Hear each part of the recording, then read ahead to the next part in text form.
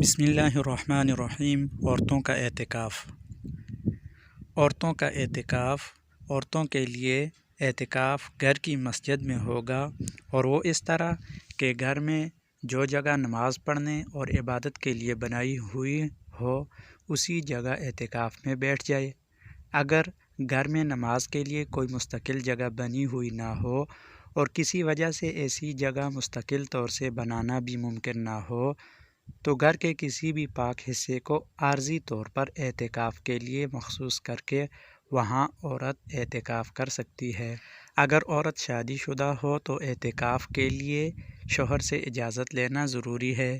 شوہر کی اجازت کے بغیر بیوی کے لیے اعتکاف کرنا جائز نہیں، لیکن شوہروں کو چاہیے کہ وہ بلا وجہ عورتوں کو اعتکاف سے محروم نہ کریں بلکہ اجازت دے دیا کریں۔ اگر عورت نے شوہر کی اجازت سے اعتکاف شروع کر دیا، بعد میں شوہر منع کرنا چاہے تو اب منع نہیں کر سکتا، اور اگر منع کرے گا تو بیوی کے ذمہ اس کی تعمیل واجب نہیں۔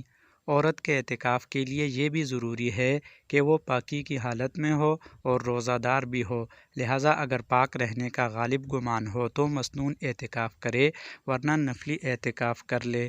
اگر کسی عورت نے اعتکاف شروع کر دیا پھر اعتکاف کے دوران پاکی کی حالت نہ رہی تو اس صورت میں جس دن اعتکاف چھوڑا ہے صرف اس دن کی قضا اس کے ذمہ واجب ہوگی، جس کا طریقہ یہ ہے کہ ناپاکی سے پاک ہونے کے بعد کسی دن روزہ رکھ کر اعتکاف کر لے۔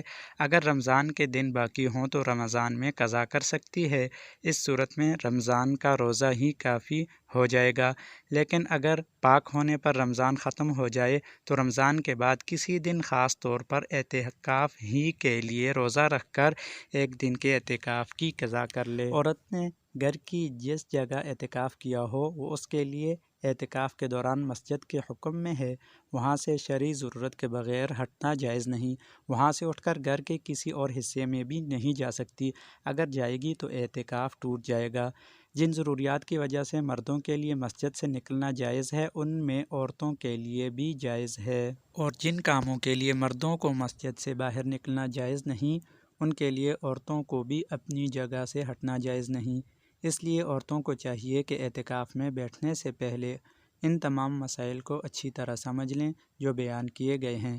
عورتیں اعتکاف کے دوران اپنی جگہ بیٹھے بیٹھے سینے پرونے کا کام کر سکتی ہیں، گھر کے کاموں کے لیے دوسروں کو ہدایات بھی دے سکتی ہیں، مگر خود اٹھ کر نہ جائیں۔ نیز بہتر یہ ہے کہ اعتکاف کے دوران ساری توجہ تلاوت، ذکر، تسبیحات اور عبادت کی طرف رہے، دوسرے کاموں میں زیادہ وقت صرف نہ کریں۔